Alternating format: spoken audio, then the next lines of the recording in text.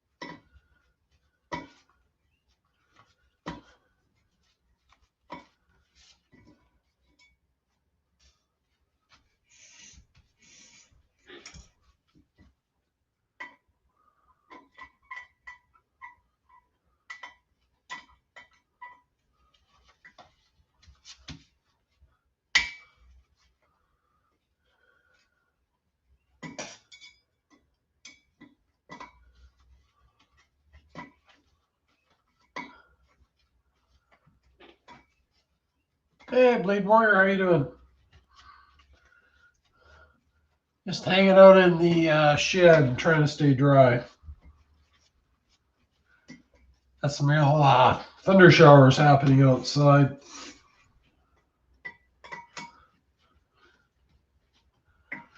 How you doing?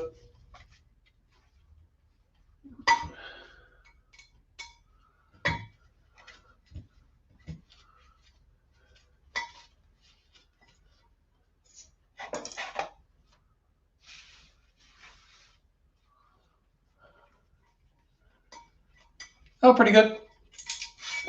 This week's over. Well, almost over. I gotta work tomorrow for about an hour or so. I gotta go look at a little project.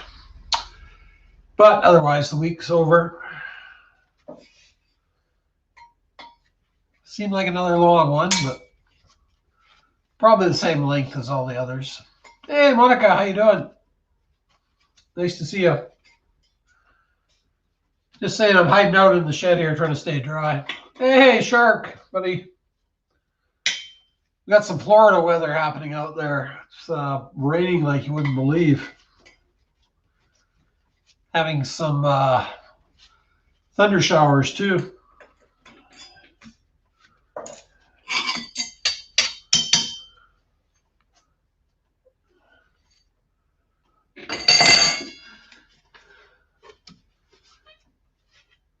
So there's a good piece of brass there, Shark. Yeah, I have to run back in the house there and grab another beer. So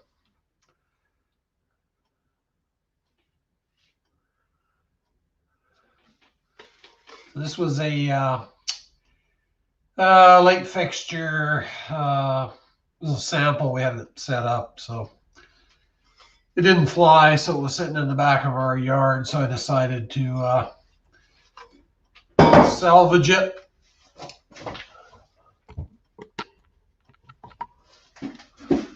Hey, WH Outdoors, how you doing, buddy?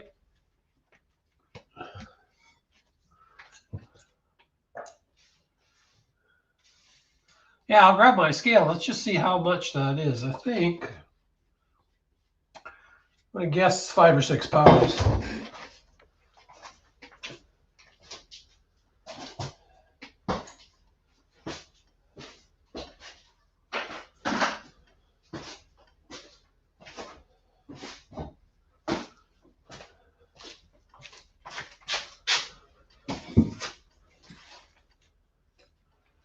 Save these little cap screws for another time. You just never know.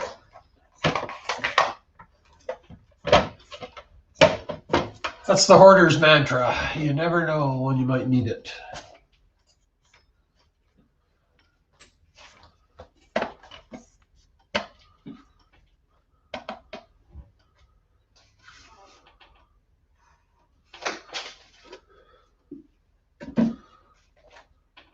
Ooh. Any guesses?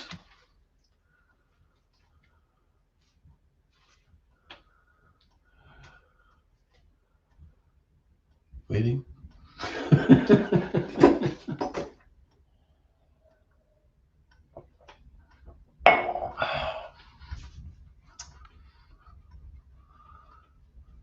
It's more than my initial guess.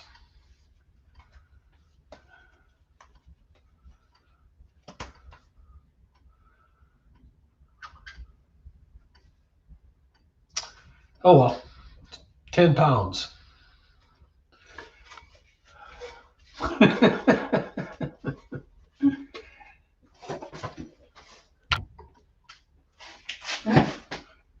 Yes, gonna have to tighten this camera up again.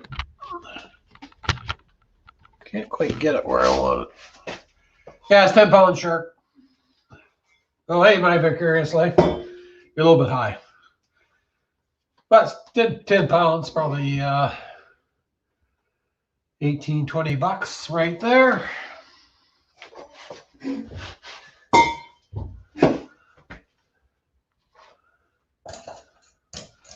This one for the brass pile. I'm going to take all my brass down next time I go down. Probably in a couple of weeks. I probably got, I'm guessing, a couple 100 pounds of brass.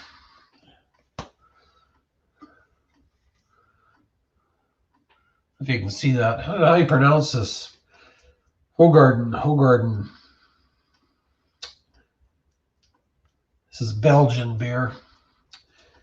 Wheat beer brewed with coriander and orange peel. I don't really like any additives in the beer. That's why it's got kind of a funny color to it.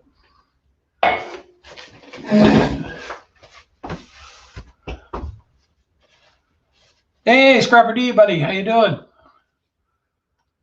It's my buddy Daryl. Did you see that chunk of brass, Daryl? I'll show it just in case.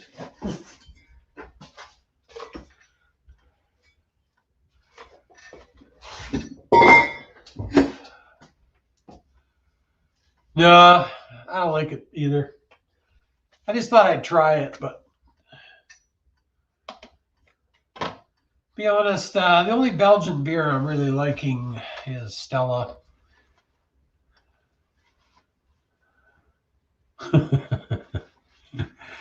Yeah, you need a she shed, Monica, to hide out in.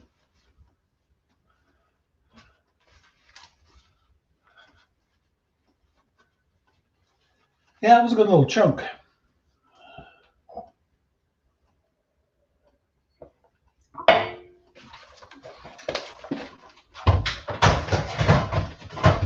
A few things in the back of my truck, but no, thanks, Monica.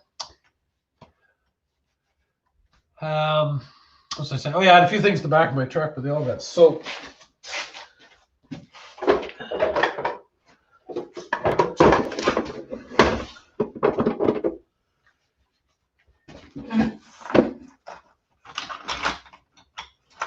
It's an emergency lighting unit.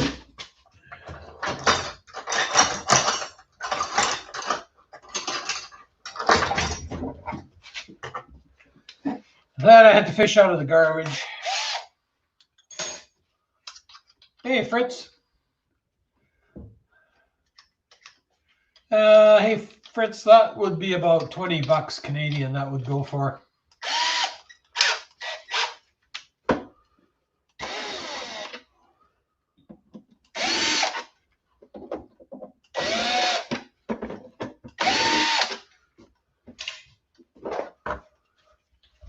Plastic.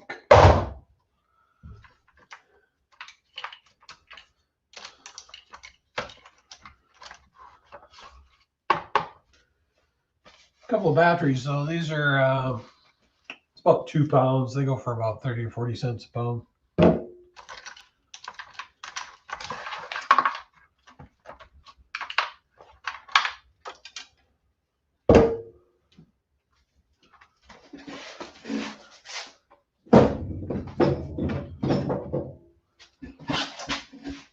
Gonna take a bunch of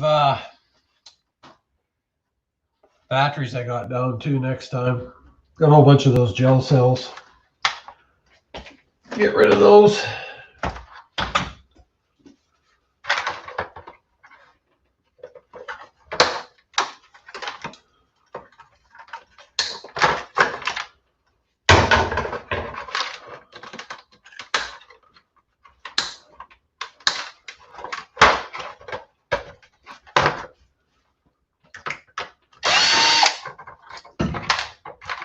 Even just keeping these little wire clippings. I had that big garbage can full of them, and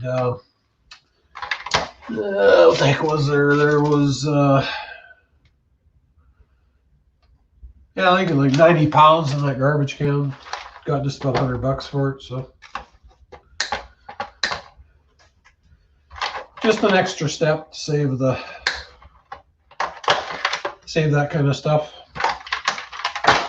Little transformer. I got a few transformers to go.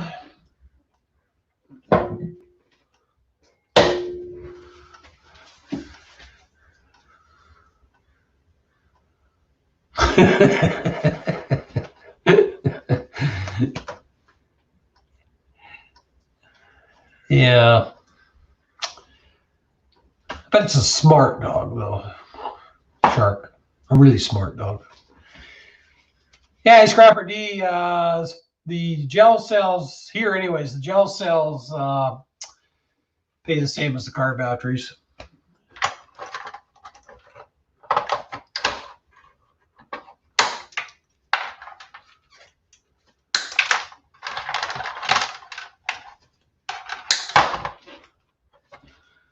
Last year, you were getting, I think it was around 50 or 60 cents a pound for them, but it's like everything else that went down.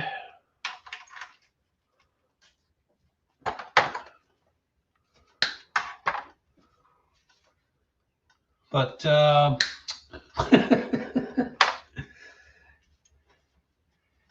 willing to bet there's quite a few things your neighbor can't figure out, Shark. Not just the dog.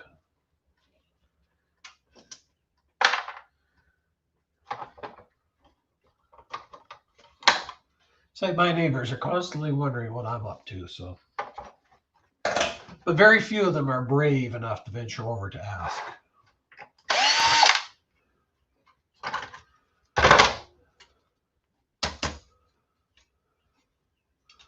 So there's a pretty high value looking board there, Shark. What do you think?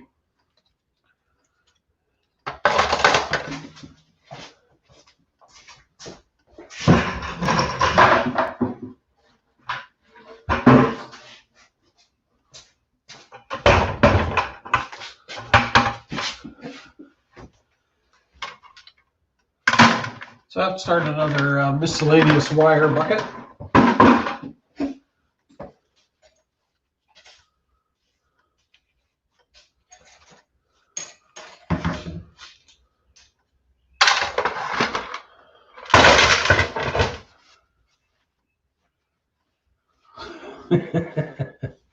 Hey, he's just camera shy, that's all, Shark.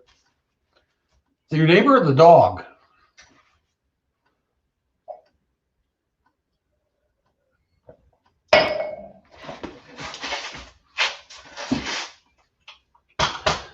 So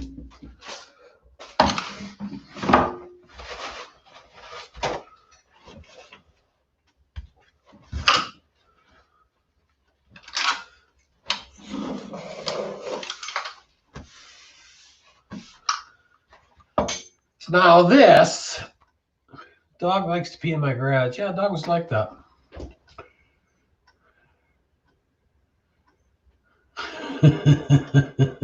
Yeah, buckets are the key, Monica. It's all about the buckets.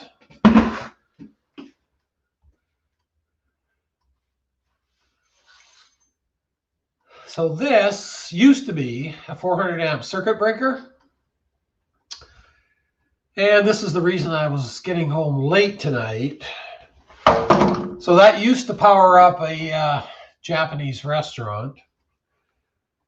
So I got a call, I don't know, 3 o'clock, 2:30. Anyways, power was out. So I sent one of our guys down there. The breaker was pooched. It wouldn't reset. So I just happened to have one of these at the shop. Sent it down to him. And then keeps phoning me. Oh, I don't have this. I don't have that. So finally I go down there to give him a hand to finish. So we got to put all the panel covers on, heavy panel covers and everything. Well, believe it or not, he's got this breaker in upside down. So the covers won't fit or anything. So, so I had to take it all back apart, back to nothing. Reinstall it. So I get kind of aggravated by then. So then there's 2 bolts that hold it on the bottom. There's a screw like that goes through there. Well, every one of these, even though they're the same brand and everything, they're all slightly different depending on when they're manufactured. Because what they do is they job out all the parts. One day this might be made in Mexico. Next month it's made in China. So the mounting holes were slightly smaller, so the screw heads wouldn't fit in there. So I was fooling around with that. I was going to drill it out bigger, and I just said the heck with it. Come back Monday. We're able to get the power back on, so we'll come back Monday and make it permanent. Copyright strike. I don't think so.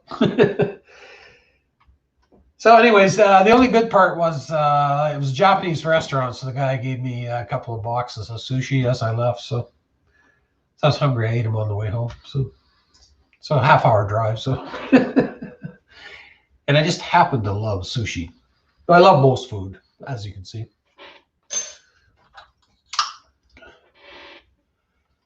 Yeah. Yeah, it's probably, Daryl, I probably bet it's probably like 800,000 amps, something like that. Actually, I don't know if you ever, I did a video where I took a big drought breaker apart.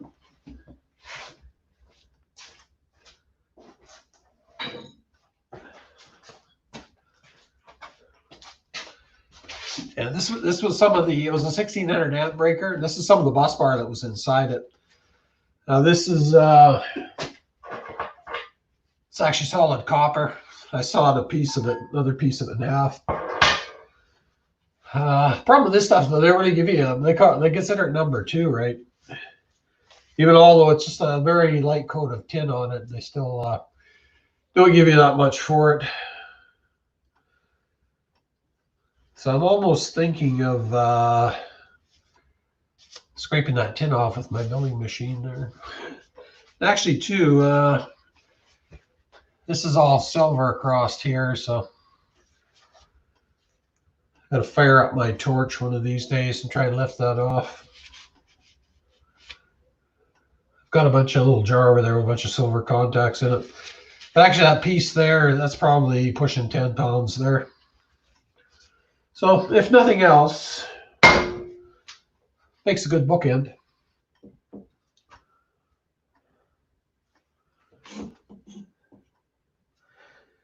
So the only reason I saved this source of aggravation was there's it's a bit of copper in here, so and water.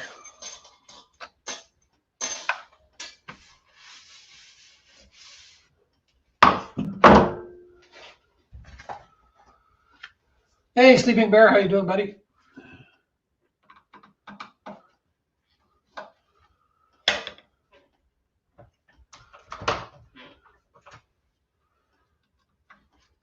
So I'm just going to dissect this a bit and get what I can.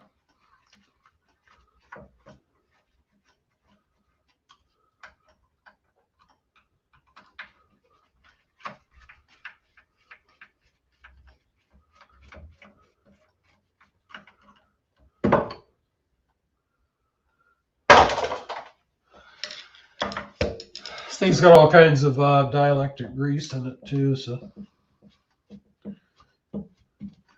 kind of got to wipe it a bit as I go, because eventually you end up with that stuff. No matter how careful you are, you end up with that stuff all over yourself.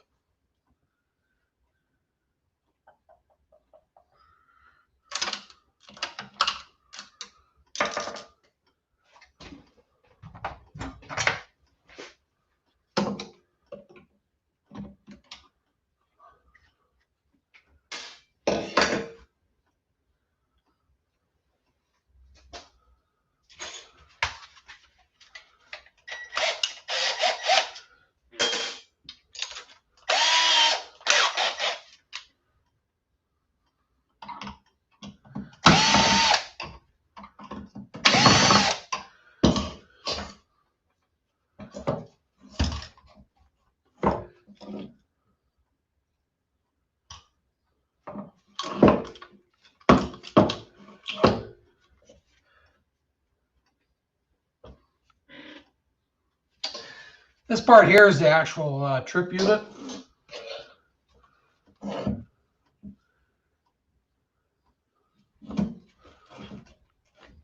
So that other one, I was debating whether just to try and change the trip unit and see if that would work, but you've got to disassemble the whole front of it, and that's not always the case. Sometimes this mechanism wears out inside here too, so I thought it would be simpler just to change the whole thing.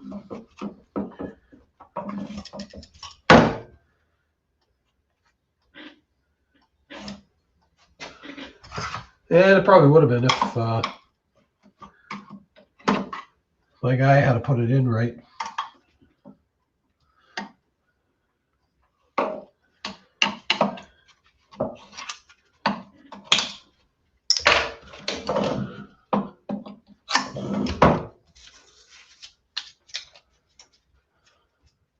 Hey, bottle caps, buddy.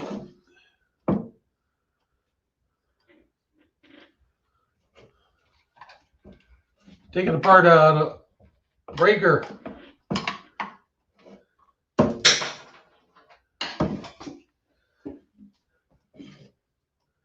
Because of this breaker, there was no sushi tonight other than what I got. They had to close for the evening.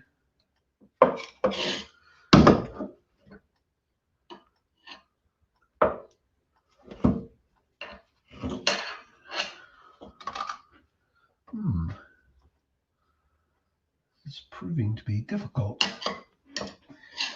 Yeah, the biggest thing they were worried about, they had all their frozen seafood, so if the power had been out much longer, they would have started losing their seafood, which is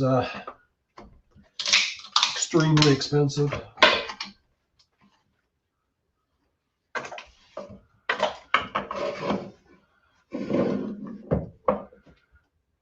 Yeah, well, it could come to that.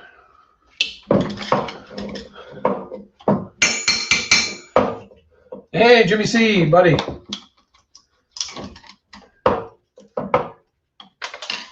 Yeah, that's the latest addition to the Anvil collection.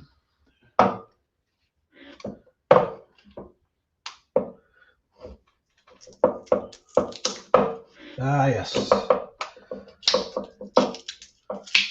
Some screws hidden underneath here.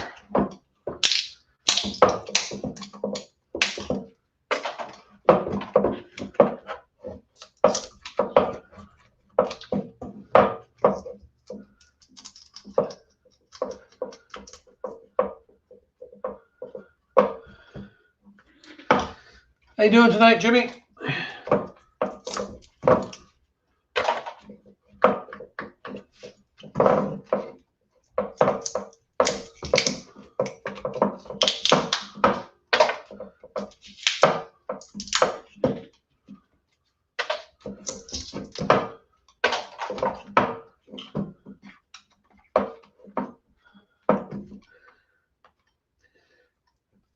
It's raining like crazy here, Bottle Cap, so it's got to be raining down your neck of the woods.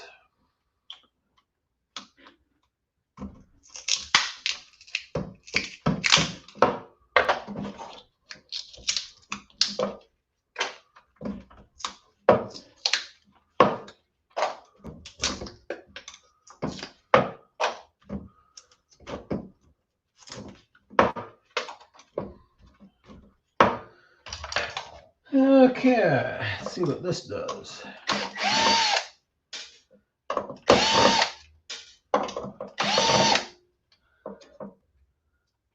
Sunny like crazy. That just doesn't seem right, Bottles. Wouldn't believe the rain we're getting here. It's like that coastal rain where it hits the ground and bounces back up.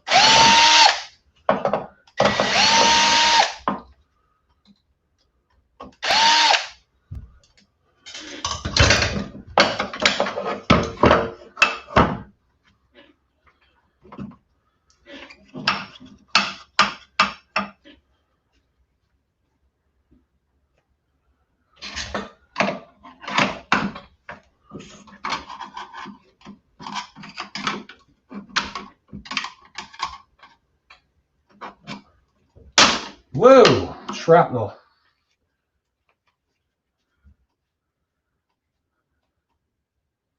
Ah, missed one screw. Ouch, that actually hurt.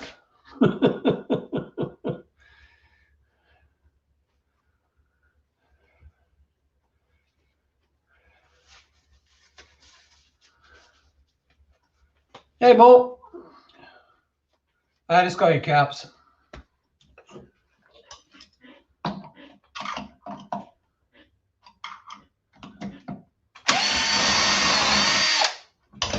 There we go. Ah, we're getting somewhere. So this was the original offending unit, the trip unit.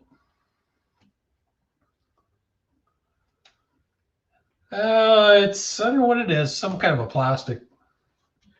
It's like a heavy duty, yeah, probably a resin, something like that.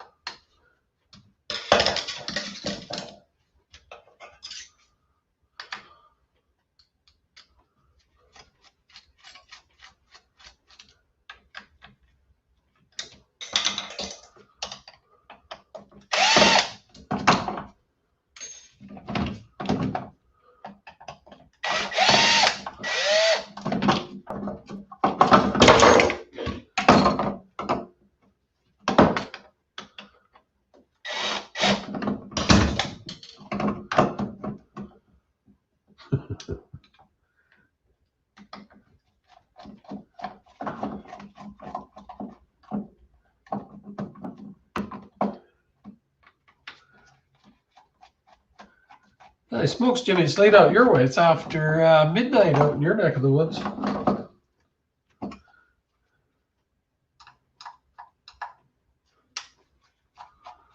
I think Jimmy sleeps during the day, though.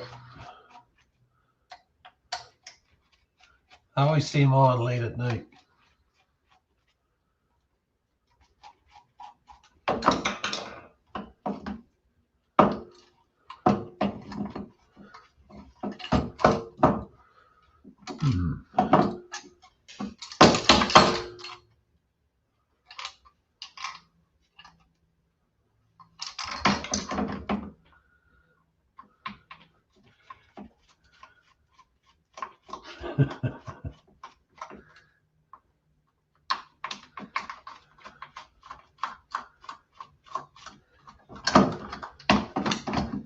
There's going to be a lot in this thing. Probably some coils and some springs.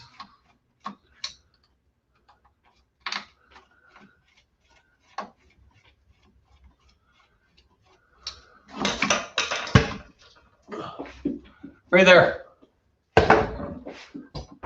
It's never far, preferably within arm's length.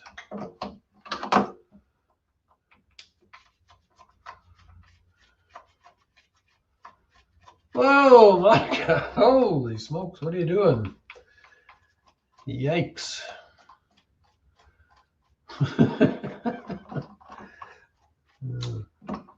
Oh, thank you.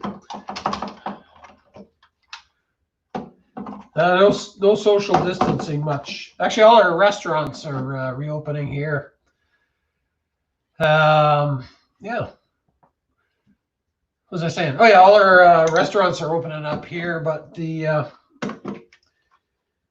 of course, the one thing they're waffling on,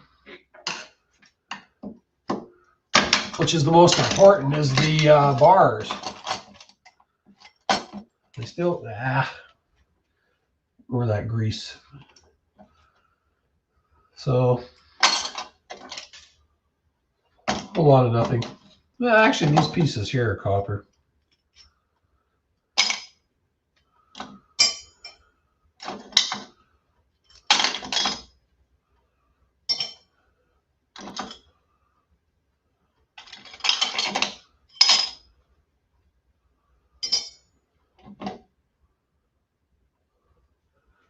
These are bimetallic strips. They heat up and trip the mechanism and trip. Oh, sorry, I lied.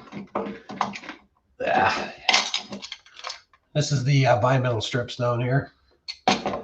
Those heat up, pop the or trip the breaker.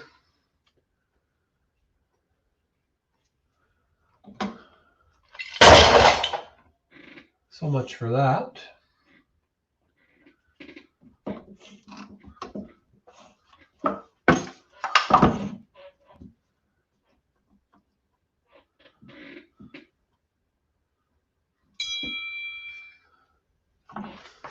Oh, hope it's not that Japanese restaurant.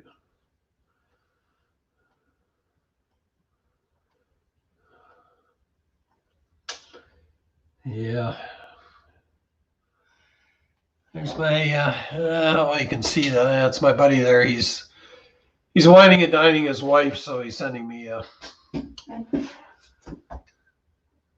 text of their wine at dinner.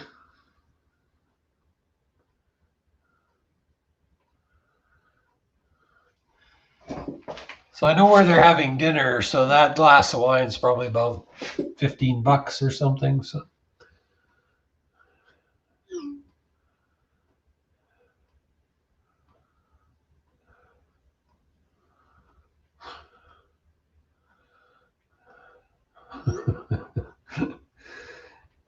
Yeah, he's taking his wife down south to wine country, so forget where he's staying tonight. They're staying at a winery tomorrow night, and they're going to all these wine tastings and having dinner. And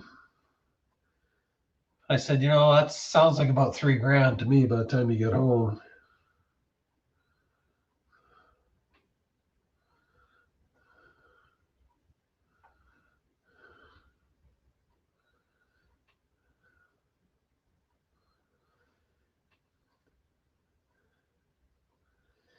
But he's a young guy. He's a salesman. He's got a good expense account, good line of credit.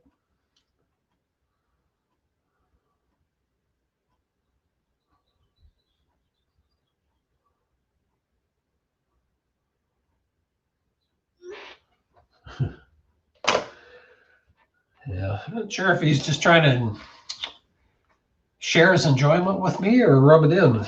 It's one of the two. Yes, that's what they say, Monica.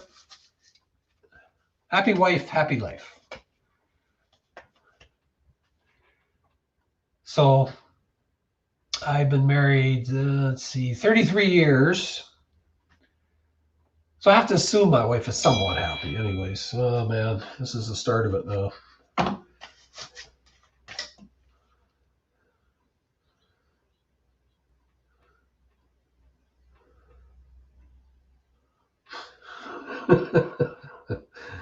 Oh boy. And he's our salesman, so he says, yeah, don't worry about it. I'm going to bill you guys anyway. So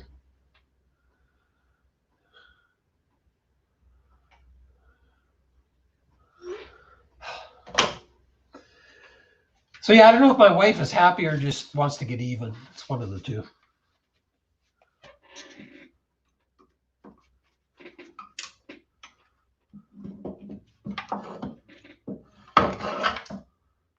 This thing here is giving me some grief.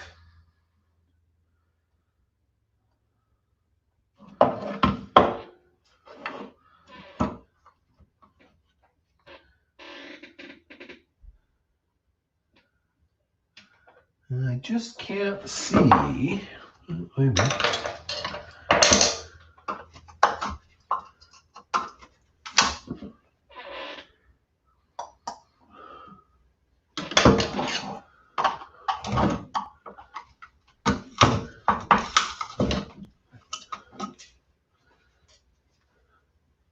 Yeah, it's almost like a fiberglass.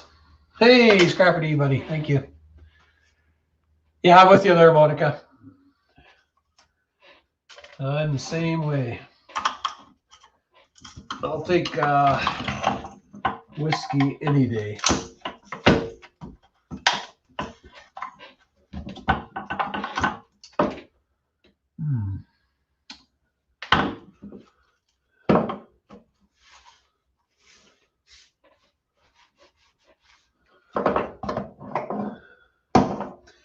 Well, the time has come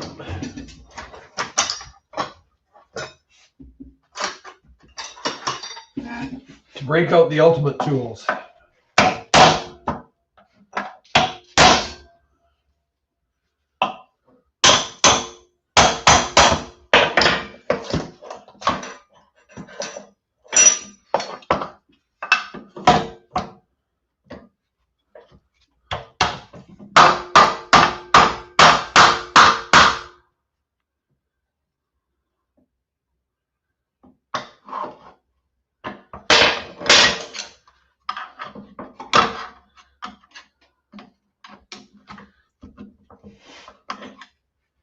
Very perplexing here.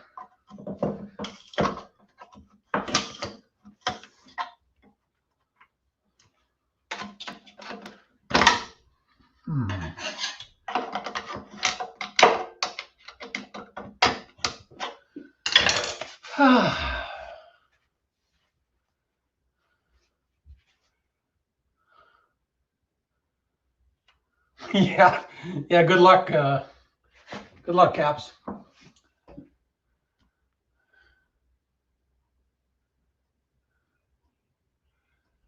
Hey, Brett, how you doing?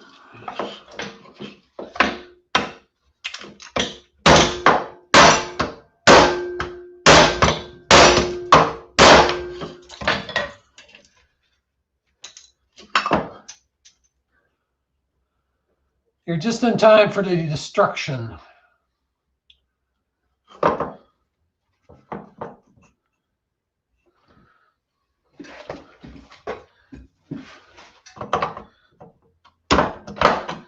Quite strange. It should come.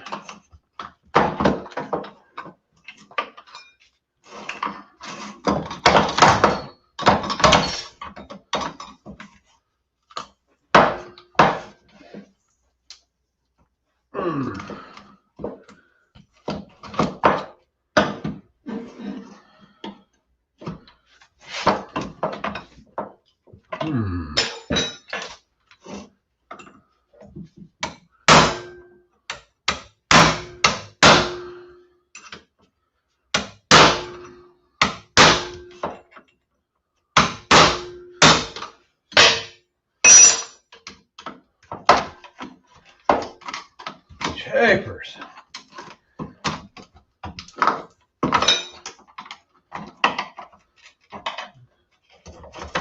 Man, this ain't giving up here.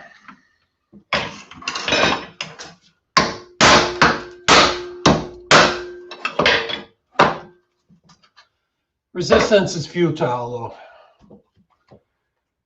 Oh, you've missed tons, Emma. Don't listen to him.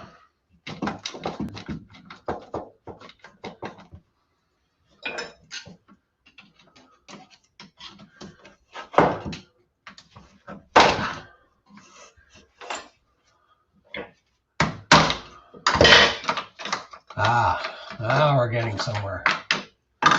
Just beat it.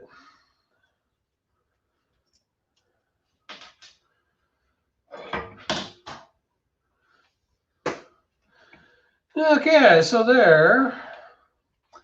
Now that's see how well you can see that. It's got a silver contact welded on the end. The rest is copper. Little tiny bit of brass.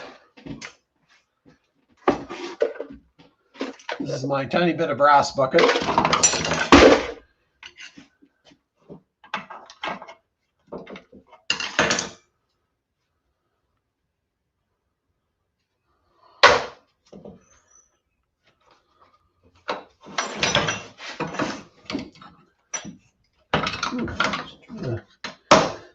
Understand how that can be that embedded in there without any screws. I guess that's why we never try and fix these. We just take out the old ones, put the new ones in.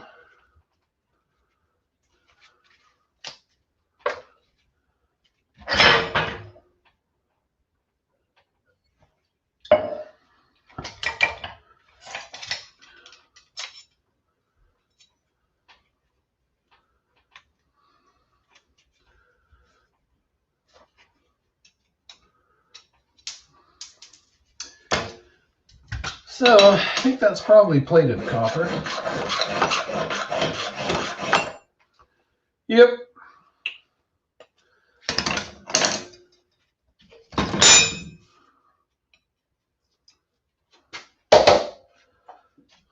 And another silver contact there.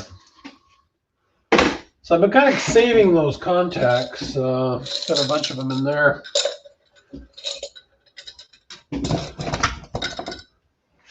So if anybody's going to take up silver smelting, let me know. Well, I had this whole garden beer, but this is one of these trendy beers, a wheat beer with coriander and orange peel. It's not my favorite. However, I do have one of my real favorites here. Pilsner Urquell. This is another fine Czech beer.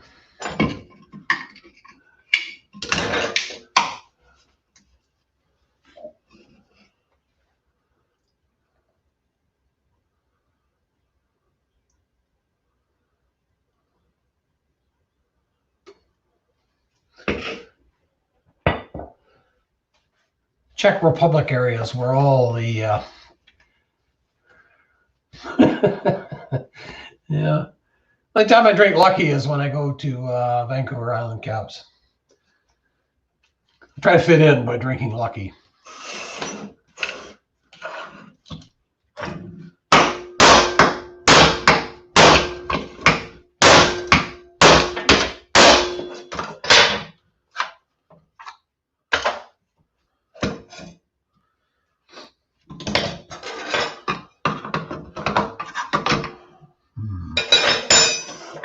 Let's see.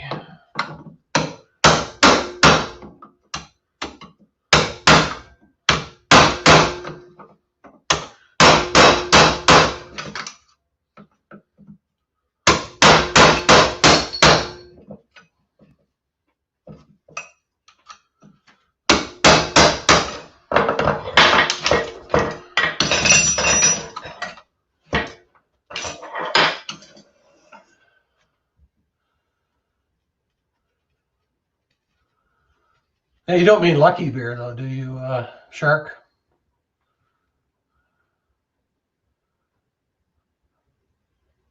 Backyard scrapping. Who's that, Daryl? It's probably somebody I know.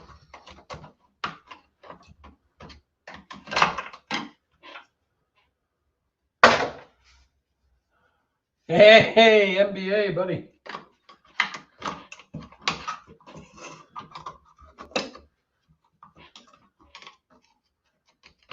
See, NBA, he's a creator, I'm a destroyer.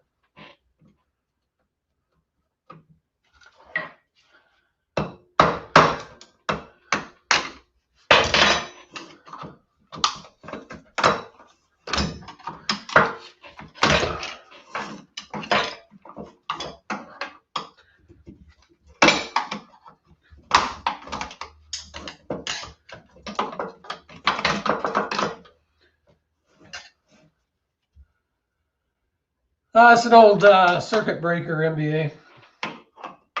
I was telling everybody up to a few hours ago it was powering up a Japanese restaurant, but it succumbed. So now it'll be reincarnated at the scrapyard. Yes, you do, Caps. Yes, you do. A little bit of copper.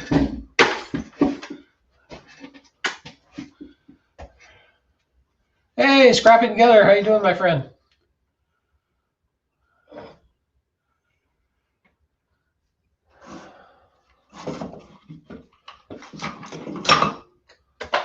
Still got to get my order in one of these days for Beerstein, their MBA, and then I'll be sipping in style once I have one of those wooden Viking cups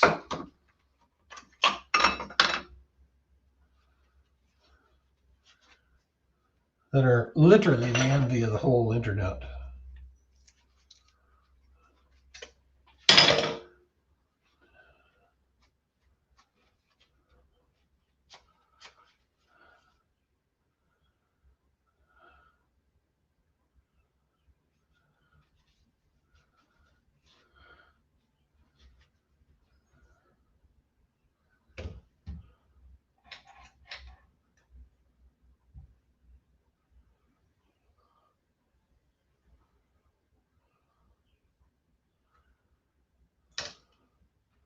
Yeah, quart size. That's what the size I need, MBA. This is 500 milliliters, so yeah, 2 of these is about a quart, give or take. Liter, anyways.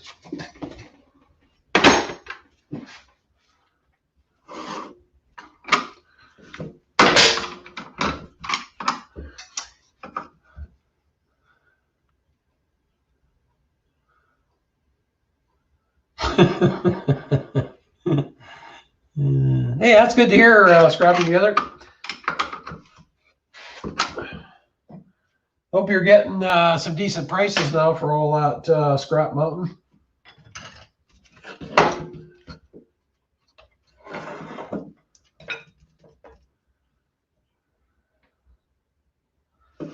Just trying to see what the most expeditious place to hit this thing would be.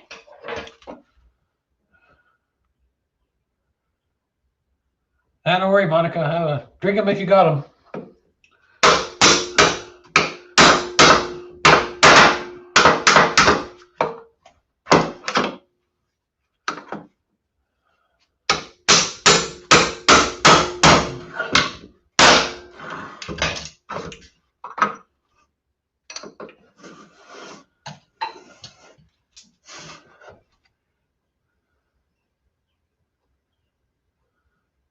Good night, Shark.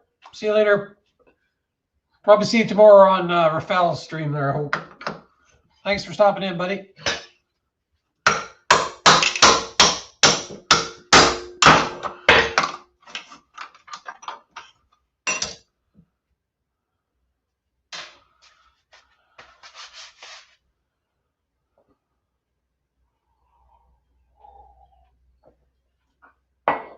Yeah, $100 a ton. That's quite a bit better than you were getting there, wasn't it? Scrapping together.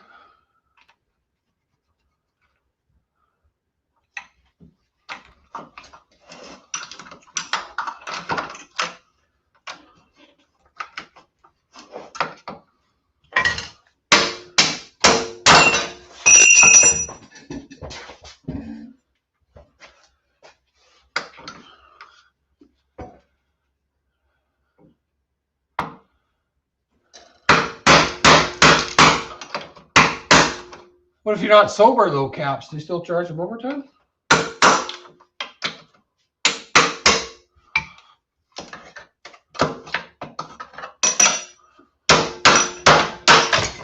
Uh-oh.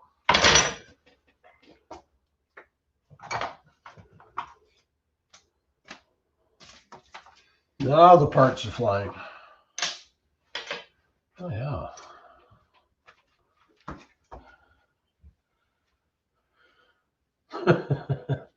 Hey, bluegill and bass. I'm just taking apart a circuit breaker. I junked at a customer's place today.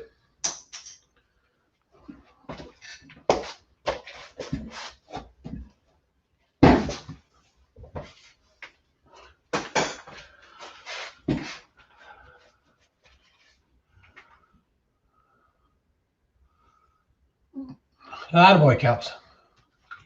Yeah, I think you're close to the Indiana border there, from what I recall, scrapping together.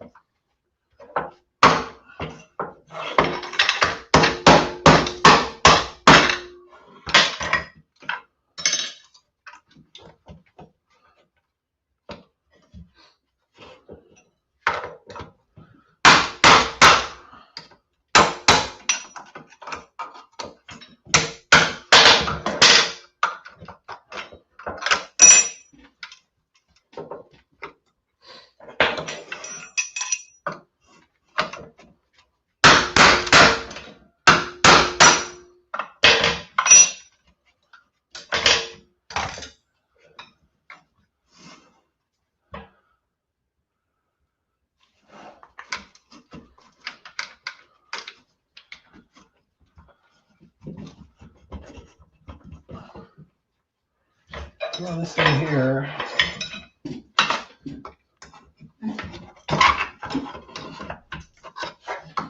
It's just not giving up.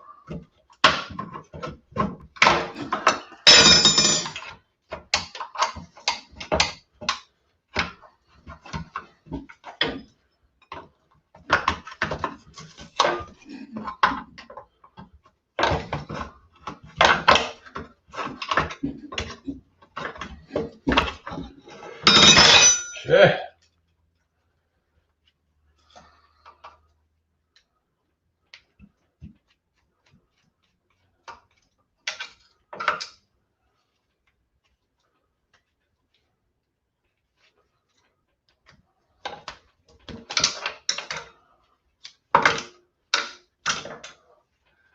There's what we're after. A little bit of copper.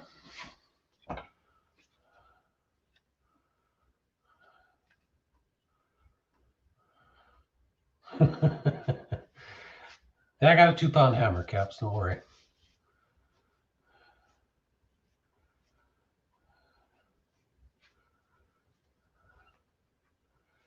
Yeah, it's very therapeutic, Monica. Taking apart things will just relax you like you wouldn't believe.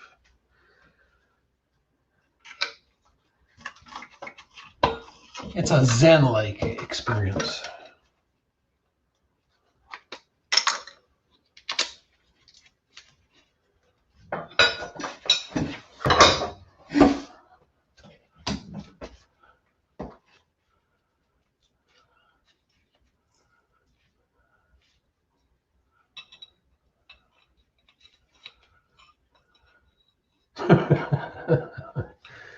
Oh man, Caps. No way.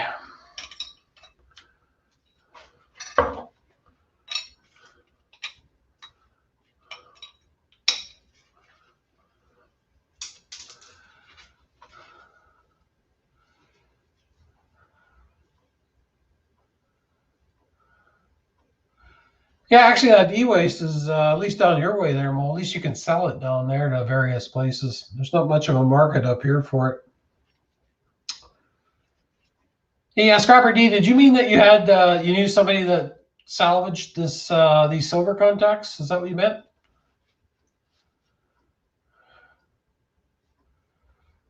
Hey, way to go, Scrapper D. Good job, buddy. Definitely deserved it, my friend.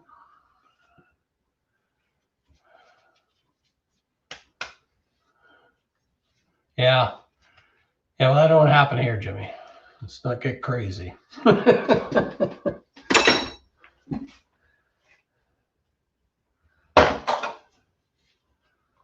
This is strictly one of them taking apart deals.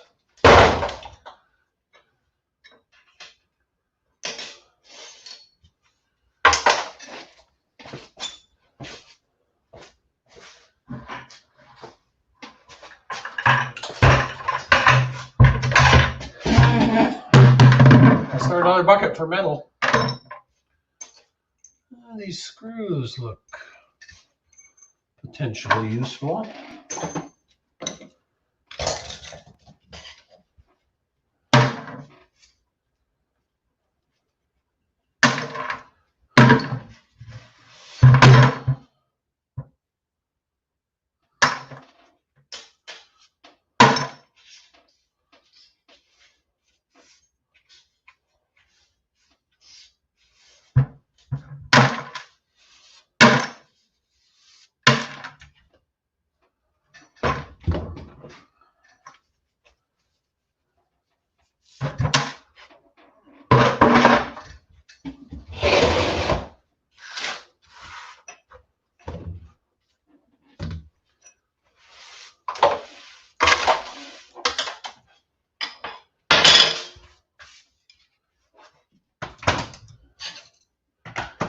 Just gotta clean up the shrapnel.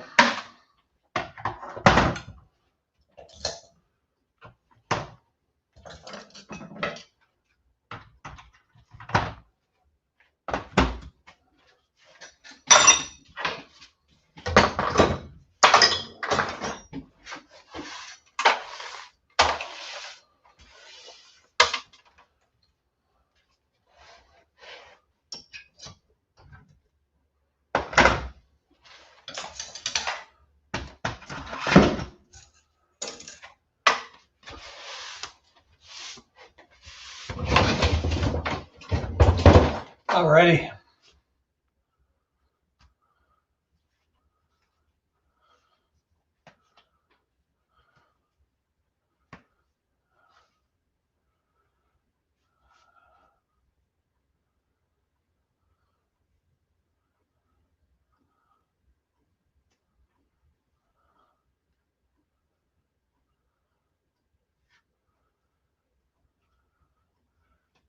I've always got room for chickens, though.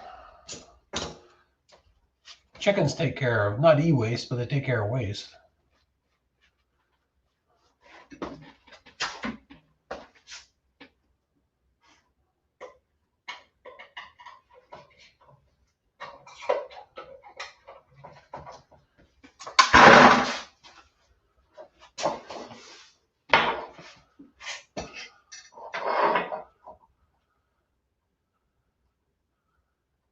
Oh, okay. Yeah, has he got a channel on YouTube, Daryl?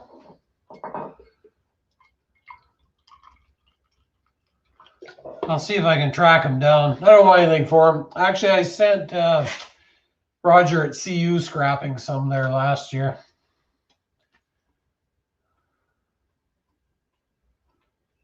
Hey, Monica. Thanks for stopping by. A pleasure to see you.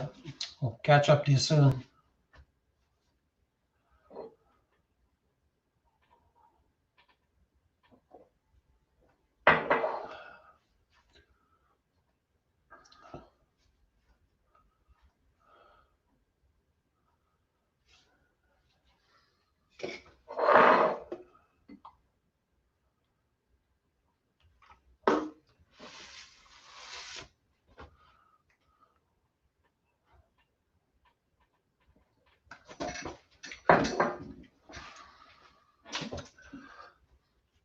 Hey, you just need to take a field trip to E-Waste Mike's place there, Mo, and then you will know. Yeah, take care, Monica. He might take you on as an apprentice there to, most likely an unpaid one, though.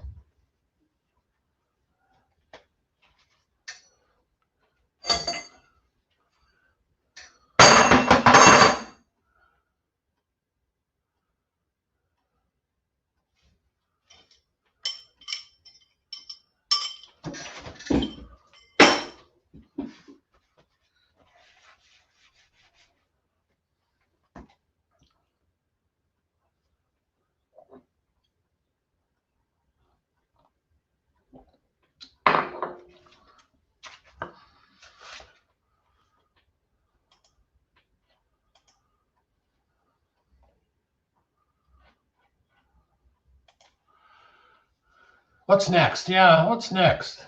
It's a good question.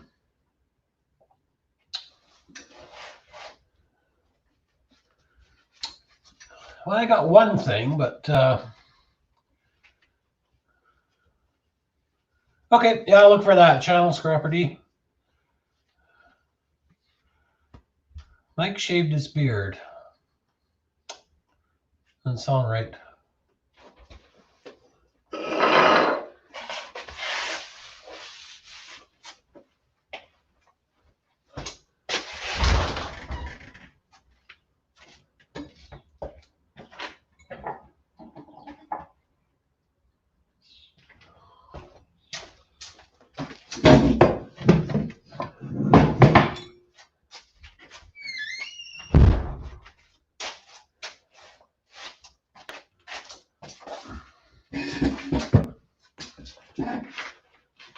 Just so happen to have one more of these lights.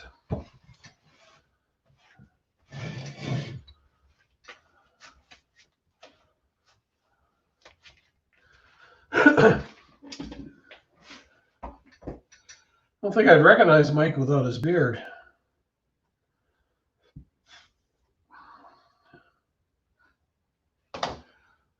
Kind of looks like Wolfman Jack with that beard.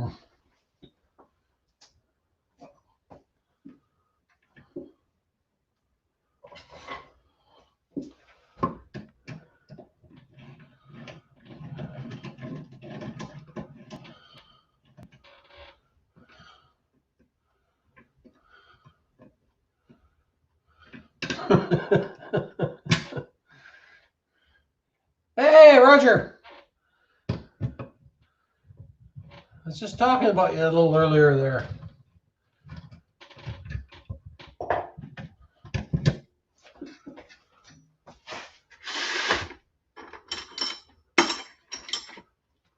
Some more silver contacts there.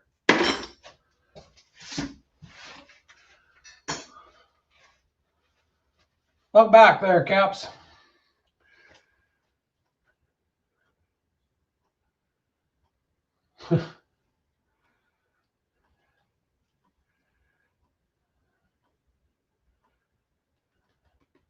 You gave her the bill, eh, Caps?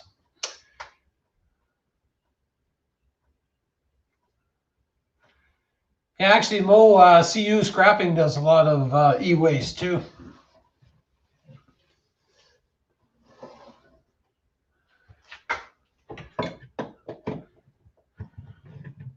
He bought a big load of computers like Shark did. I don't think he did any spreadsheets though like Shark.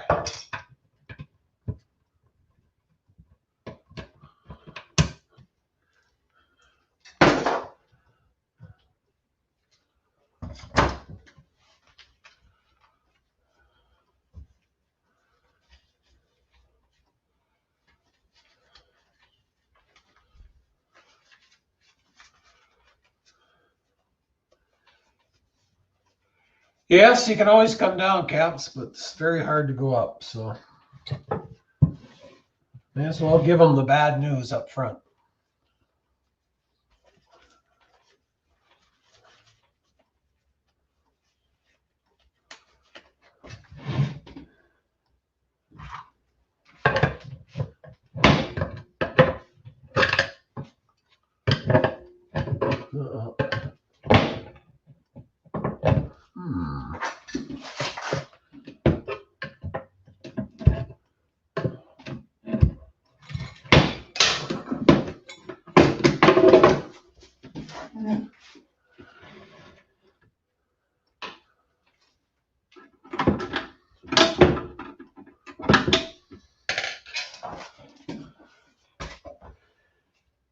Yeah, he's got a few videos out now.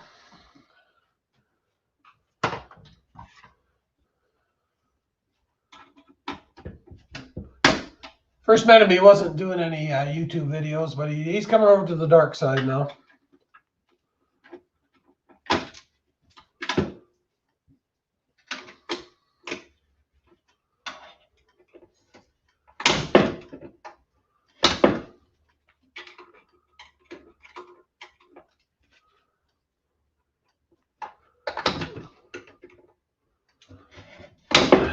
Come on.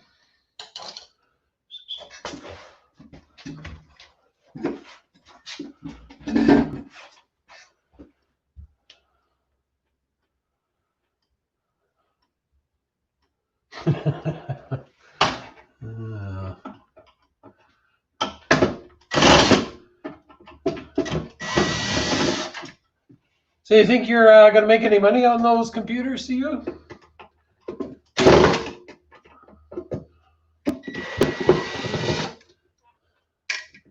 Shark made a little bit of money on those ones he got, but if it hadn't been for the RAM and hard drives in that wasn't supposed to be in some of them, he wouldn't have made anything on them.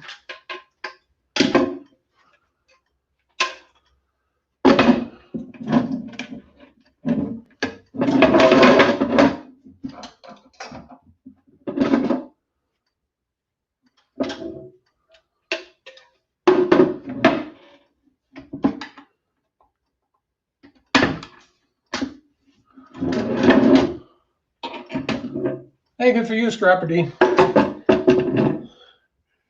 Yeah, if you can find a source for it, I see some of the guys that make pretty good money off those boards and stuff like that, but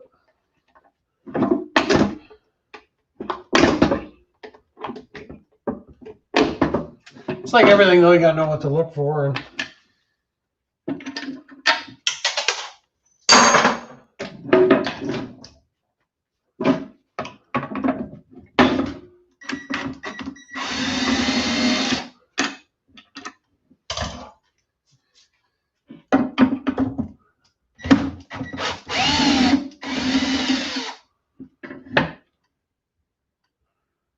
yeah, you have a great weekend there, Daryl. Take care. I hope you and your wife have a great weekend.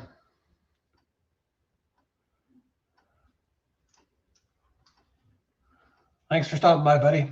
Scrapper D. No, they don't caps. Actually, there's a place though in I think Abbotsford. They'll take them, but they don't pay any money for them. I know here you got a. Hey, welcome back, my very vicarious life. That's hard to say. Here, if you take them to the dump, if it's just a tire, they charge you $1. And if it's a tire and a rim, I think they charge you $5.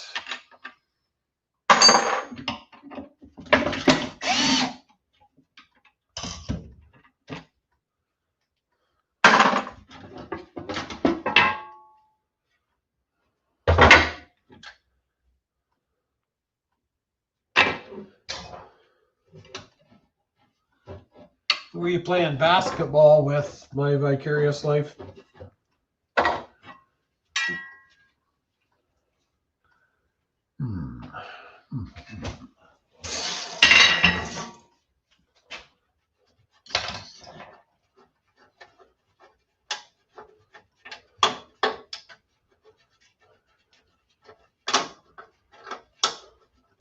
Oh, thank you. Yeah, I like GTOs too. I wish I had one.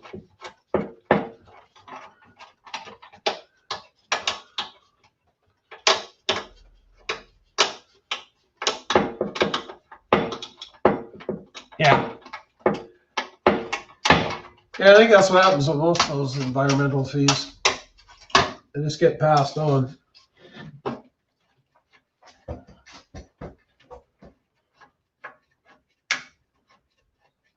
Oh. I thought you were outside playing basketball.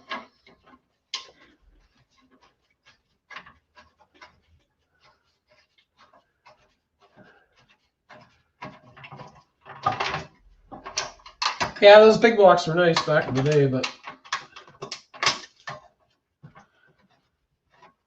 see you, Daryl. Yeah, we always thought those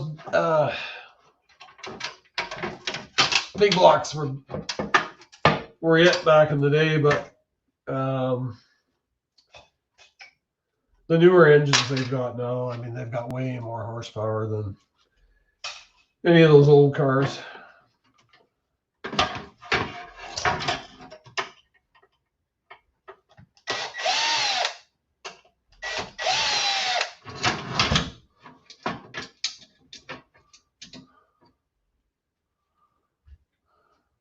Oh well.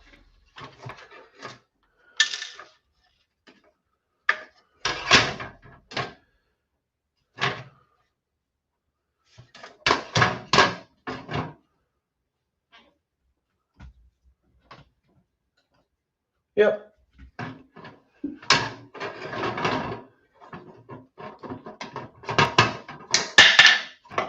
Yeah, I needed good gas to run those things on my Vicarious Life. Pump gas just wouldn't cut it with those things.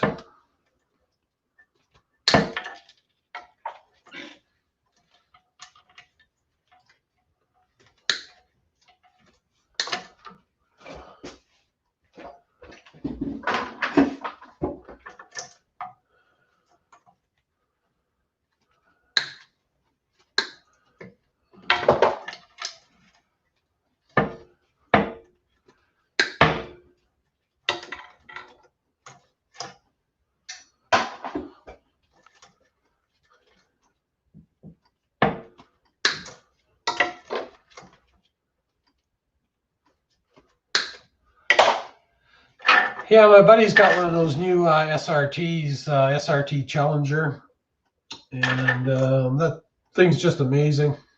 I think it's got 600 and some odd horsepower. It's fully computerized. You can tune it right from the dashboard.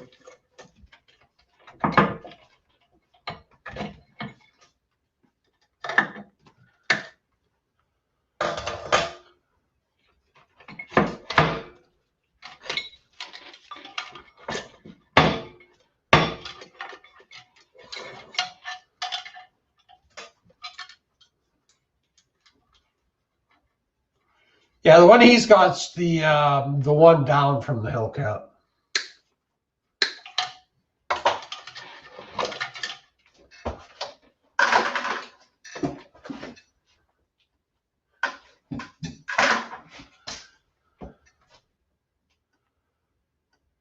Yeah.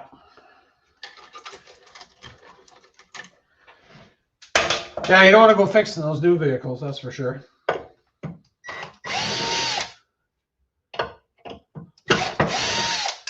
There's not much a backyard mechanic could do with those.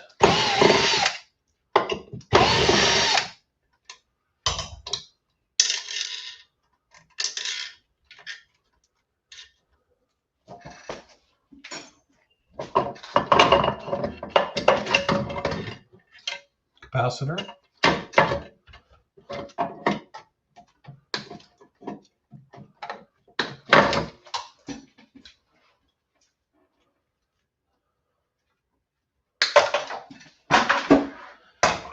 Let's see if it's got any juice in it just for fun. Nope, she's dead.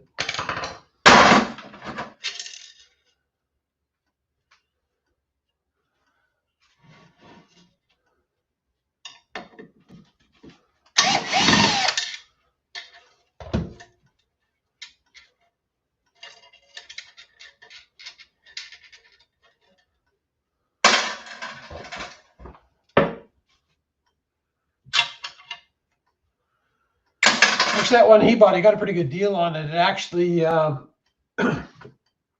on the lot for 1.5 years down at the coast. It was a 2018 when he bought it last year, but it was a 2018. It's sitting on the lot. Nobody wanted to buy it, so they gave him a pretty good deal on it.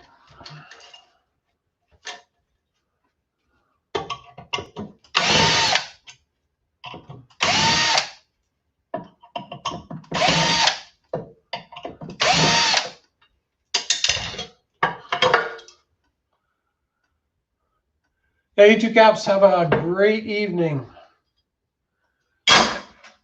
Oh, the Tank RC. Yeah, I would imagine it'd be something like that, my Vicarious Life. Yeah, don't be go overcharging anybody else tonight, caps. There, don't get greedy.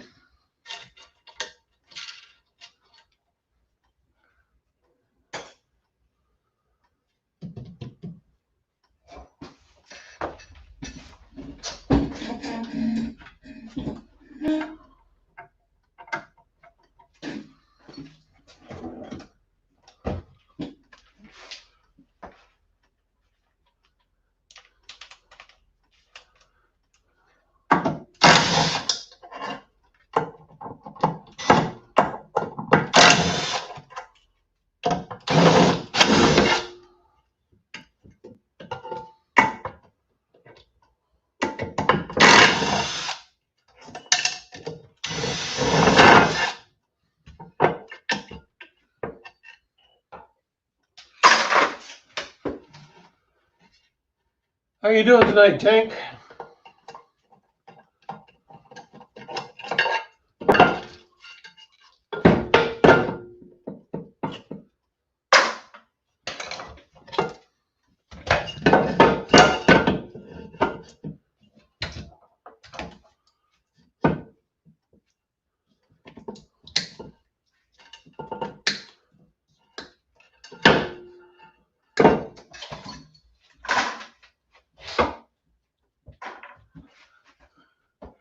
Yeah, actually, that same guy with the SRT, I was just talking to him this week, and he bought a really cool car. He bought, I think it's 1949 GMC hearse.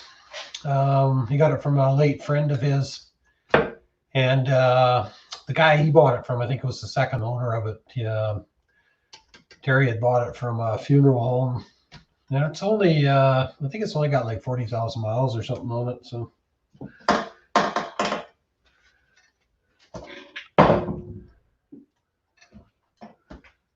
he's bought that. It's kind of cool looking, but a little bit morbid for my taste.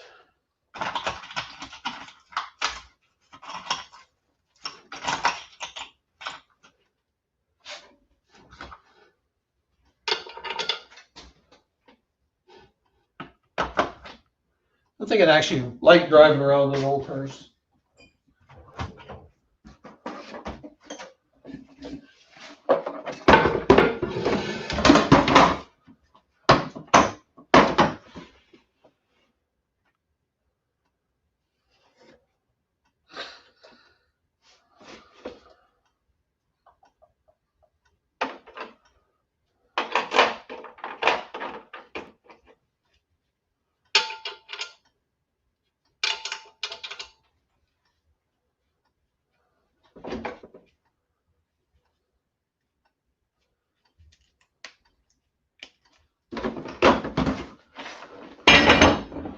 Yeah, I think so too.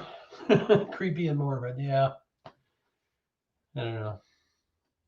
Be spooky too, I think. I don't think I would enjoy driving that on a dark night or something like that. And it's still got all the velour curtains in it and the coffin rollers and all the. They say it's exactly the way it was when it came out of the funeral home.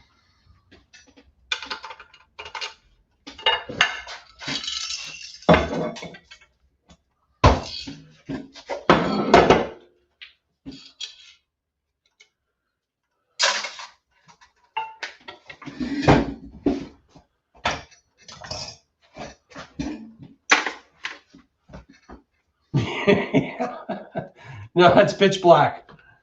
Yeah.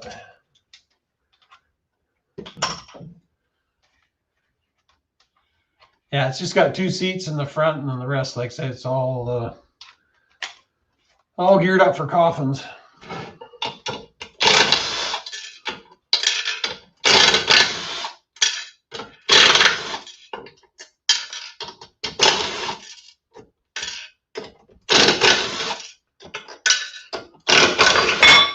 Woo!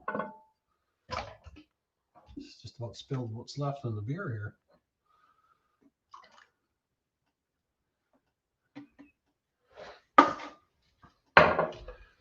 That's reckless. Just can't be taking chances like that.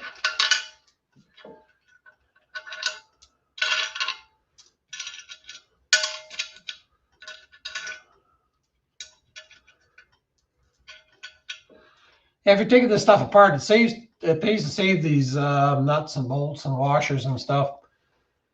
I mean, if you go to the hardware store and get a little blister pack of those bolts, you're looking at like $3-4 there. It's crazy. So I just save them in a tub down here, and that's my hardware store.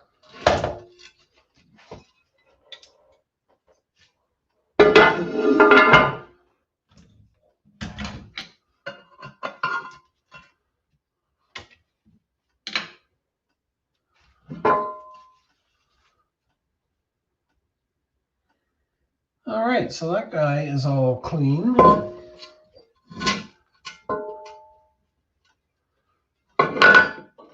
This one has got something in it.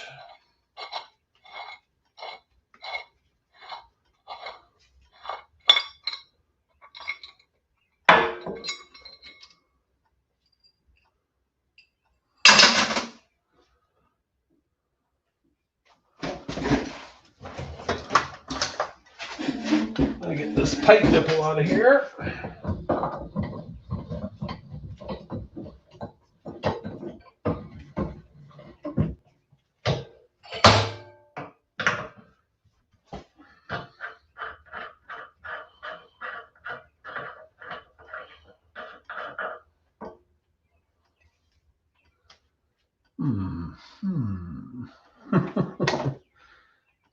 No, I don't need that.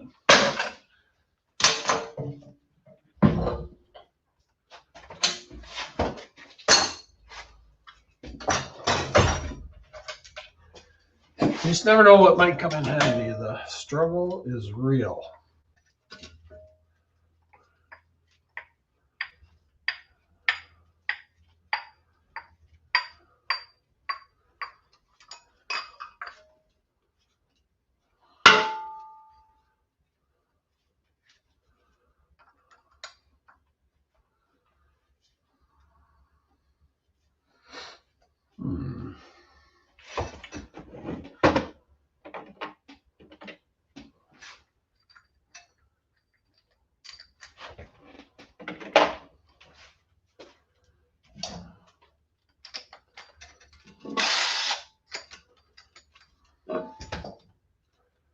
Need a deep socket.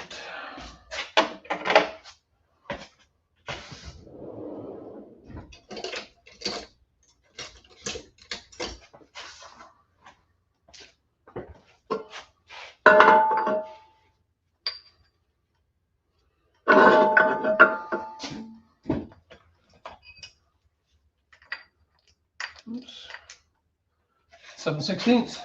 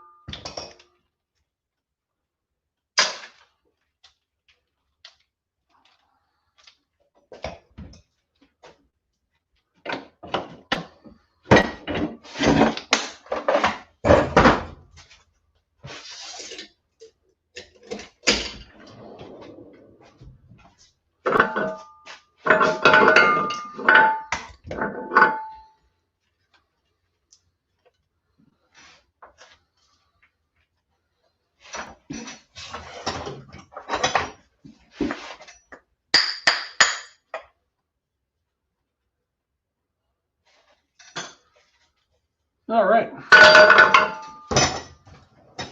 So that's all clean aluminum. Yeah, it's pushing 10 pounds. So.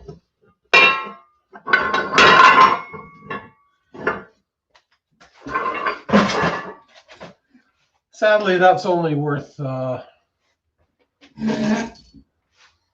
maybe on the upside. But actually, the transformer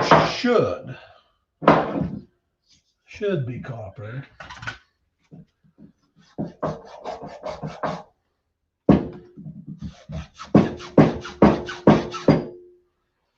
Yep, both windings are copper, so that's probably close to 2 pounds of copper in there, so $5. So that fixture, you know, $7-8 worth of stuff in that fixture.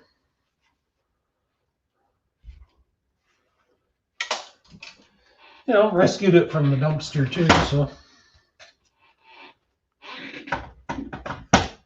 at least its components can get recycled.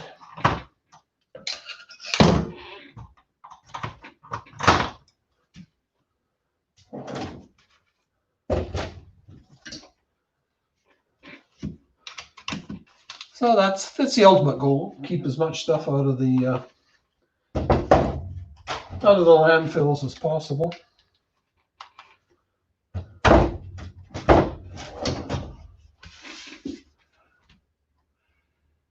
First car I had was a Living Dead Girls.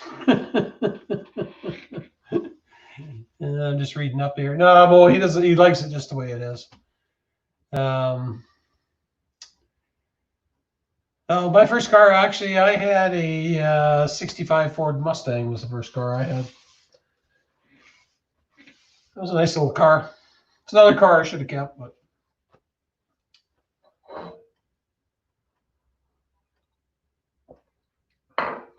actually really nice car. 289.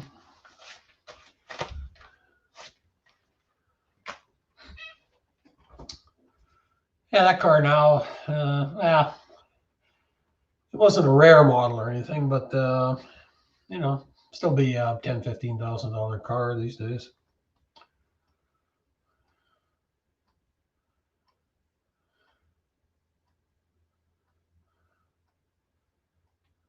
Yeah, still no sign of any zombies though.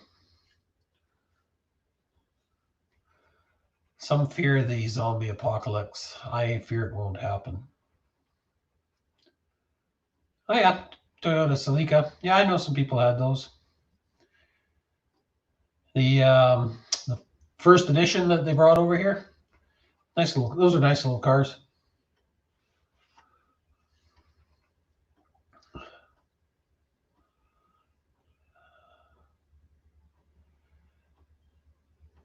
Yeah, the one I had just had a 289 at my Vicarious Life, but yeah, there definitely is some rare ones. Probably like a Boss 302. Those would be a rare engine. I think they just made those in 69 and 70. Actually, I had a 67 Rally Sport Camaro too. That was the Rally Sport was the deluxe trim package. It had all the hideaway headlights and everything too. That was a nice car. That car restored now too would be worth a few bucks. Be you know, restored condition would be worth 50, 60 grand, but you'd have to pay 70,000 to have it restored. So.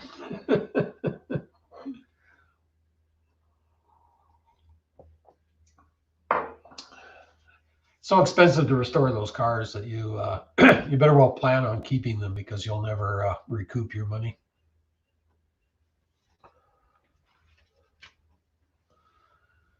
And then I had an assortment of pickups and everything too. So,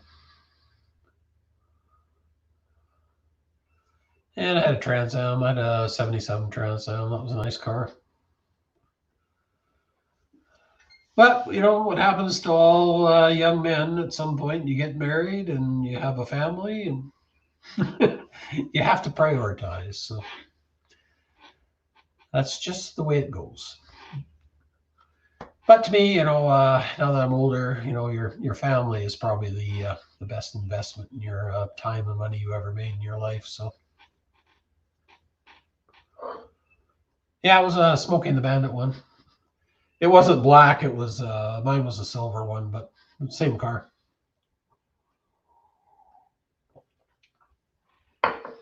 Actually, that car I drove all the way down to Key West, Florida once. That was quite a road trip. Actually, I was living in Illinois at the time, but still, it was a fair drive from Illinois to Key West. So yeah, that's the problem, though. I mean, those cars were your daily drivers, so I mean, we used to keep them going during the week and work on them all weekend just so they'd run again for the next week to get you to work. So they weren't, you know, it was no matter what the car was, it was still your basis of transportation. So,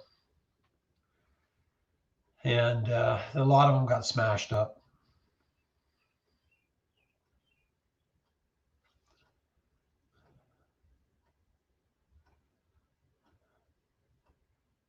Oh, nice. Yeah. Yeah. I love those GTOs. That's one car I would love to have is the 70 GTO Judge there. That's a classic.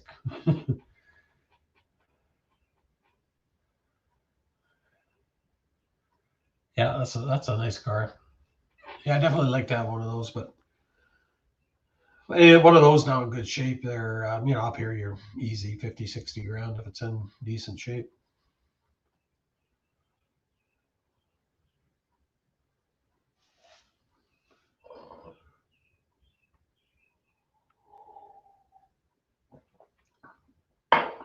Yeah, that would have been the GTO Judge, Mo. Remember those old commercials? Here comes the judge.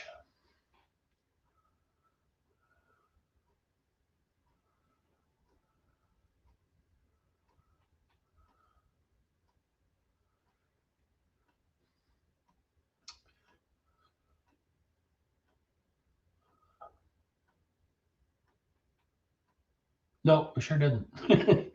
Actually, what happened though with a lot of those muscle cars, I know,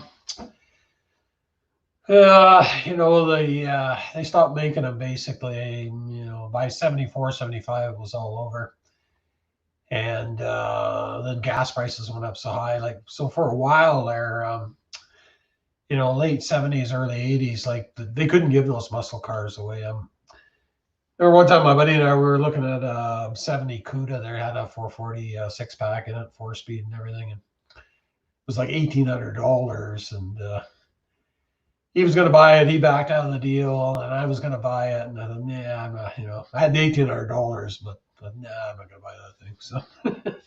So today, original Cuda six-pack there. Again, that's, actually a friend of mine had this was a Challenger, but he sold that one for like 70 grand. So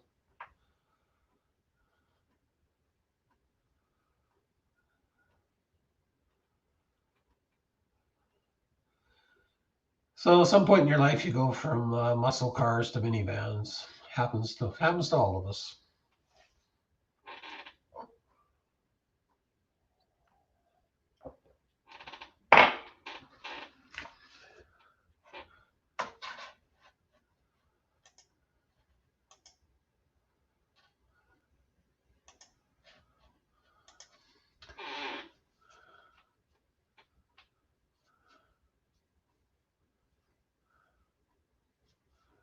Yeah, I had a few of those old ones too, Mo. Like I said, by the time we got a hold of them, they were constantly needing work. So, yeah, that was the first minivan I had, Dodge Caravan. My wife and I, we had 2 young kids there, so terrible vehicle though.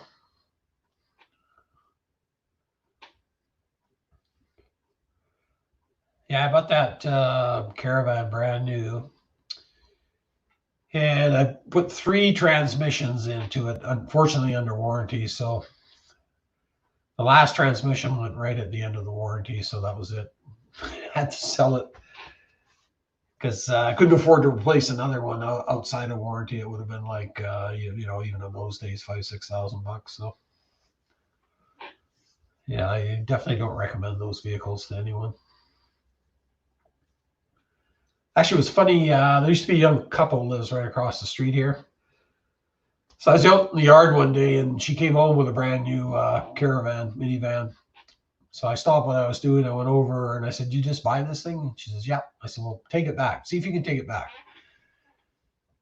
So she looked at me pretty strange there and backed up a couple of steps. I said, "No, seriously, if there's any way you can take that thing back, do it now, because the transmission is going to fail in it." So, she gave me, okay, yep. Mm-hmm. So sure enough, I think they had less than 30,000 kilometers on it, which is less than 20,000 miles. The transmission went in it. So then she came over and she said to my wife, "Your husband was right. That thing, the transmission's gone in it already. It's brand new."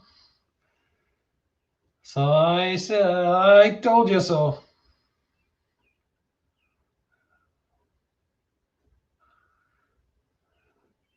Yeah, and a few Ford trucks there. I think that Mustang was probably, might have been the only Ford car I had, but I had some Ford 4x4s.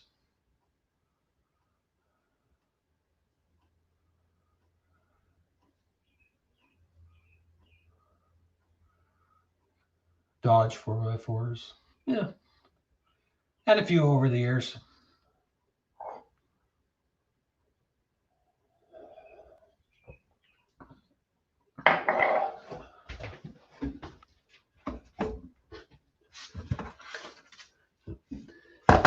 There was a spider trying to get into my bottle of scotch there, so I was going to show him to you.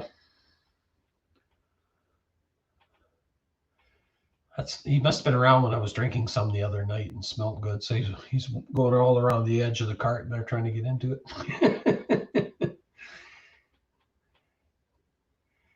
Yeah, no, not an OJ Bronco, but that original Bronco, that square one there. Yeah, I had one of those, I think, back in the day there.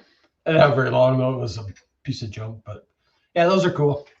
A lot of guys buy those now and fix them all up, but they were really, really tippy. They were dangerous to drive there unless you were careful. They had such a short wheelbase. They're kind of like those old Jeep CJs, that type of thing. You have to be really careful driving them. But yeah, they had a 302 Ford in them. They were pretty good. They're good out in the bush. They're not, small track. You can maneuver.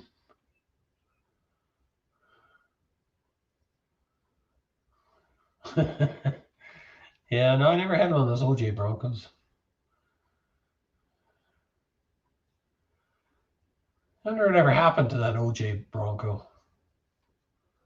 Actually, I think it was on. I was watching Pawn Stars. I think some guy brought it in. He was trying to sell it to him.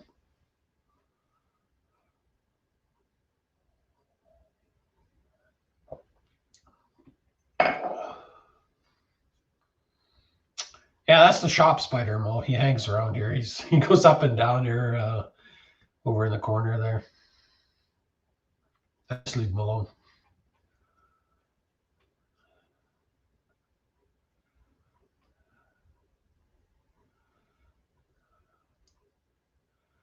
Somebody said you should just leave them alone because they're actually beneficial. They get rid of a lot of nuisance insects. So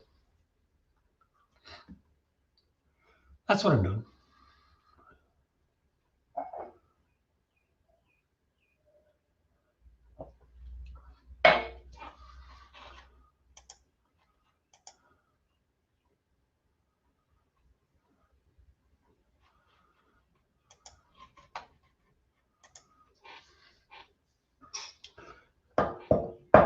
Yeah, I finally got the StreamYard working properly. I was trying to do it over a Wi-Fi before, and it was just causing me grief. So I finally ran a cable all the way back to the house in the basement. Then I had to get up to another floor to where the router is.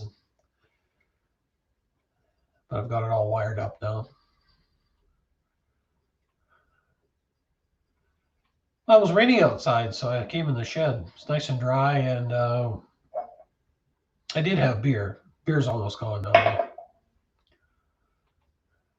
How you doing, Steven, by the way?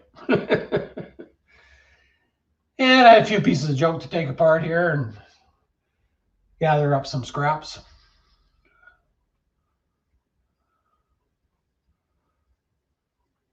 Anderson De Silva. Yeah, that rings a bell. Sorry, John. I'm down to empties. You're about an hour or two late.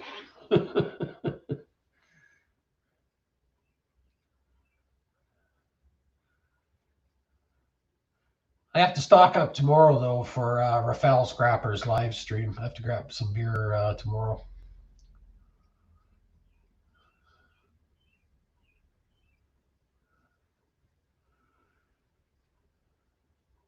So I got to work for an hour or two tomorrow, and I'm actually building a propane forge there. You can't see it, it's on a camera site, but I got the fire bricks and stuff, so I might start on that this weekend. Yeah, this metal over here is for the enclosure.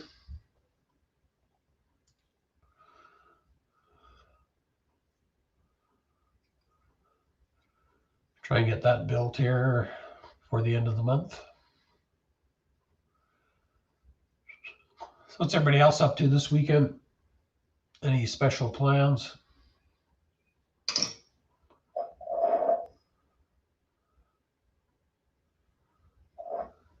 78 Bronco. I'm trying to think what the last year of those small Broncos was, Jimmy. I think it was 77. I think 78 was the first year of those full sizes, I think. I'm not sure.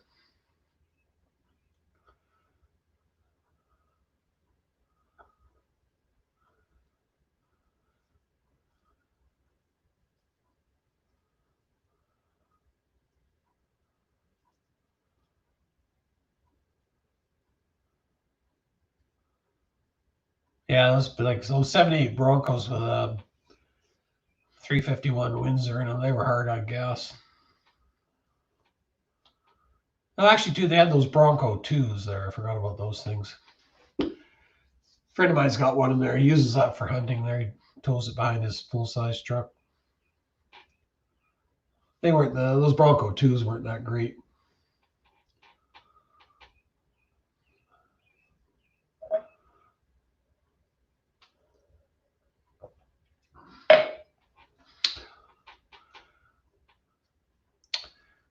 The only Ford collector car, yeah, the small ones were $477. That's what I thought. If I could buy any Ford collector car, it would be a 1970 Boss 302. I love the look of those cars.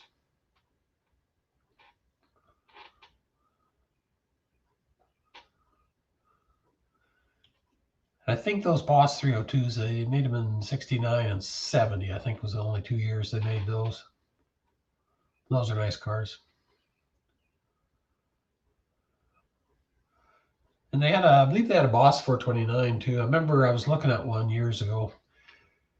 Car lot in Kelowna had one.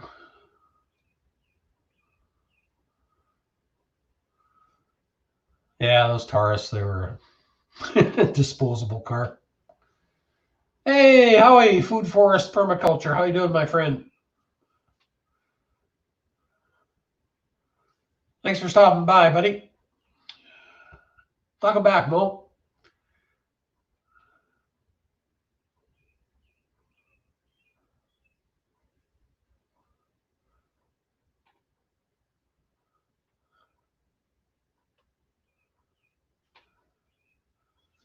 Yeah, those 302s are pretty good there, Jimmy. You could hot rod those a bit and get some decent power out of them. They were just a glorified 289, but if you have high rise 4-barrel headers, perk them right up, decent cam.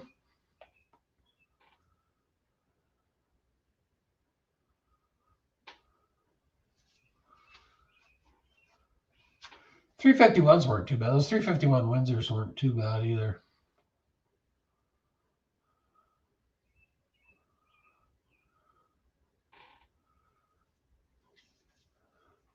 Yeah, that's the only way we were kids there, Mo. And that's the only way we could afford to have vehicles is if you could fix them yourself. Like we used to do everything. We'd pull the motors out, rebuild the motors, the transmissions, you name it. I mean, we weren't scared to tackle any of that stuff just because we had to fix it out of necessity. So.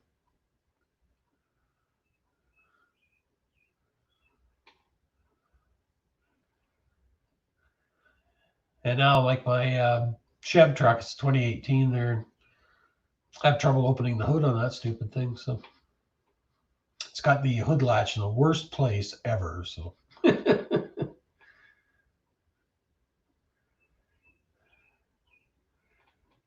Yeah, that throttle body fuel injection. Yeah, I don't think that was the greatest idea that was ever come up with.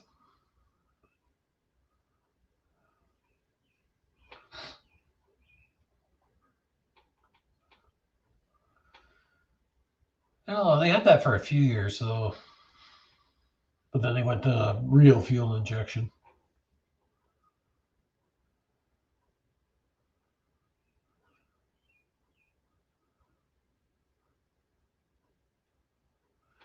I had a Ford pickup there with that first generation of the electronic ignition on it, and that one had the ignition module on the firewall there. And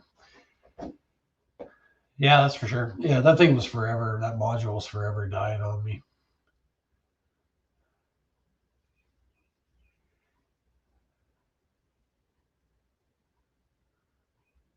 Yeah. Yeah, the more you can do yourself, the better off you are. Yeah, actually, we used to have fun though tuning those carbs, Jimmy. There, we had jet kits and everything. We could rejet them and everything. But it wasn't always a success though. I remember, you take it all apart and lose a ball bearing or a spring or something like that. And that wasn't very good either. Or what do you call those things on the 4-barrels? Metering rods. Those would give you problems. Oh, that spider is back circling my bottle of scotch. Might have to give him a name if he keeps hanging around here.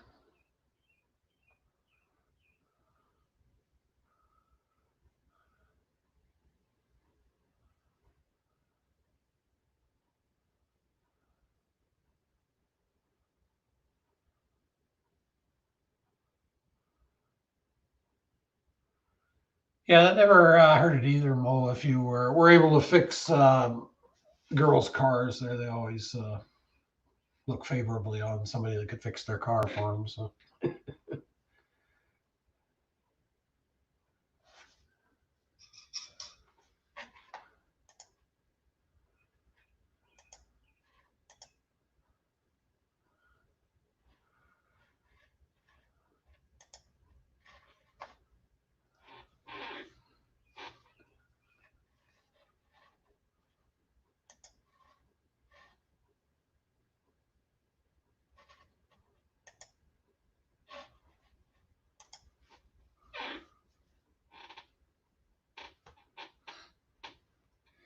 Well, I guess I'm going to call it a night here, folks. So thanks everybody for dropping in.